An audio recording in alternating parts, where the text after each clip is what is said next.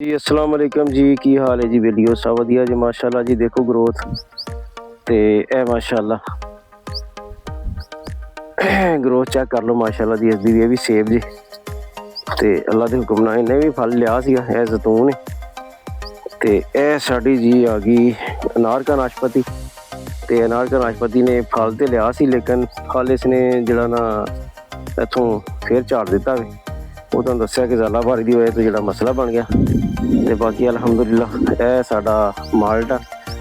यानी कि ऑरेंज ते माशाल्लाह जी माल्टे बने हुए ने देख लो अल्लाह खैर करे जी माशाल्लाह ते हुण असीं स्प्रे कर लईए माशाल्लाह जी फंगस दी तेले दी ते ग्रोथ दी ते शुक्र अलहमदुलिल्लाह देख लो माशाल्लाह अल्लाह दे फजलो करम दे नाल सारे किसान भाइयों की जी चीज़ां होंदियां ने कि जिहड़ियां गाह बगाह जिहड़े ने जिस तरह मौसम साफ हुंदा है ते ओह करनी शुरू कर लैंदा है। अस्सलाम वालेकुम।